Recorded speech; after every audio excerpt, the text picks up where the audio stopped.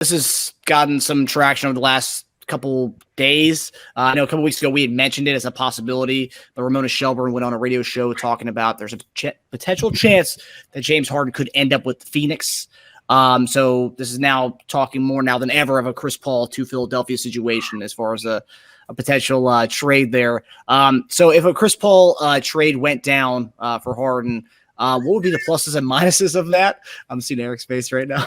And who would be a better fit, Harden with Phoenix or CP3 with Philadelphia? Oh my goodness! Are we seriously having this conversation? Man, they're not going to trade James for Chris. It's not going to happen. It's not going to happen. We wouldn't. No, we're not going to do that. Okay, so you're saying we wouldn't do it? Wouldn't do that.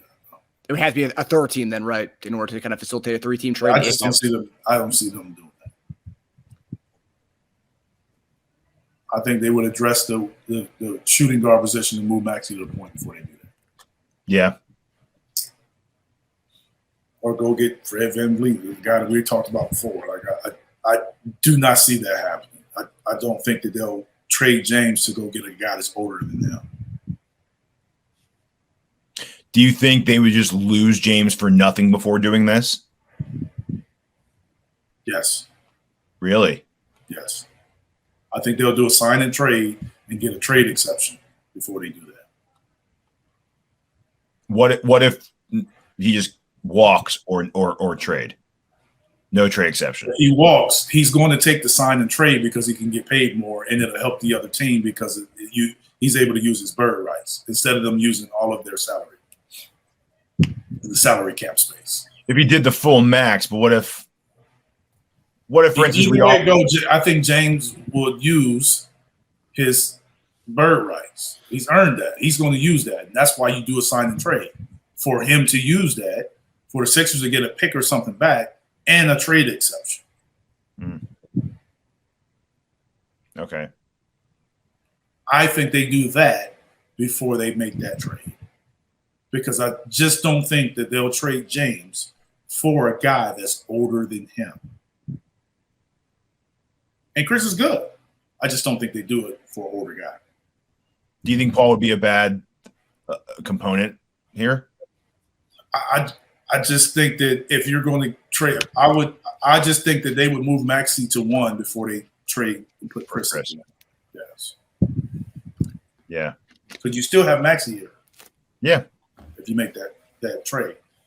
I just don't think that they're going to trade James for an older player in which there's talk of James not being the same. Yeah. Yeah. Because if we're not tolerant toward James's decline into older age, then we're certainly not going to be tolerant towards Chris Paul's. Yes. Because he's even older, right? Yes. Yeah. And it's showing. Because Chris used to be just zipping through guys. Yeah. Still very efficient, but obviously, he's older. And just durability too. He doesn't end the year healthy. Well, I mean, we know about that. I'm just saying he's older than James. I don't even think it comes down to talent. I'm just saying from the standpoint of I just don't see them making a move to trade James and bring back an older guy on the same amount of money. I just don't see that happening. Well, it depends what James wants to sign for. It might not be the same kind of money. I mean, same enough to make the trade, whatever that percentage is. Yeah, Paul, because Paul makes – it has to be within a certain percentage to make the trade, correct? Yes. Yeah. I know it used to be within 10%. I don't know what it is now. I don't know. But it used to be within 10%. It would depend on the contract. Yeah, it would depend. It would really depend on his. I think from what I've read from other people that try to go down this road of speculating it, they said he might have to make the trade work. If he's that dying to go to Phoenix that bad, he might have to just opt into this year, and then they'd have to just extend him next year. Yeah, I mean, because Chris isn't free this year. No, like he has a buyout. Partially, not a buyout, but he has a partially guaranteed deal. Yeah, that I think they have to make a decision on. I think by July 1st. So, yeah, Yeah. As far as play, do that for Chris for 1 year. Well, I think he's nothing's guaranteed next year, but he is under contract for next year too. If nothing's guaranteed, then he's not under contract. Well, the team can opt out. That's what I'm trying to tell you. Yeah. If nothing's guaranteed, yeah, you consider yourself not under contract. Yeah. Unless you're gonna come have, unless the OCP numbers are gonna show up. I think the only way you do it, and that's why I was trying to speculate, the only way you do it is if the worst case scenario happens, Houston offers him just the most money, and it's not even the max, and he just walks. Then you'd say, okay, you have two options: either walks for nothing, or you do the CP3 trade. I think that would be the only way. Other than that, I would go with the trade exception. I would go with figuring out. You walk for nothing and do that trade.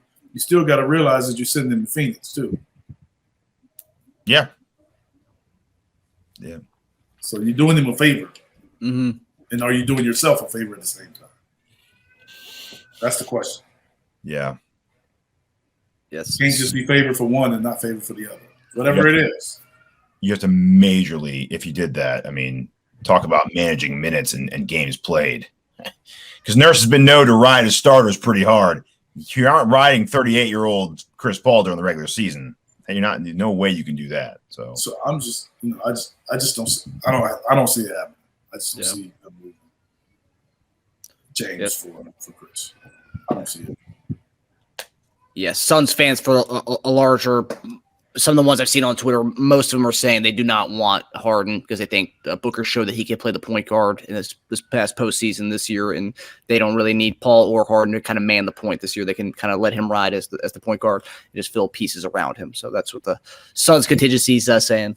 And a lot of the bigger Suns accounts say there's like absolutely no traction to this and no way this happens. So I mean, Suns' issue coming out of the playoffs was depth, not necessarily. Yeah, because they gutted it for Durant. Yeah.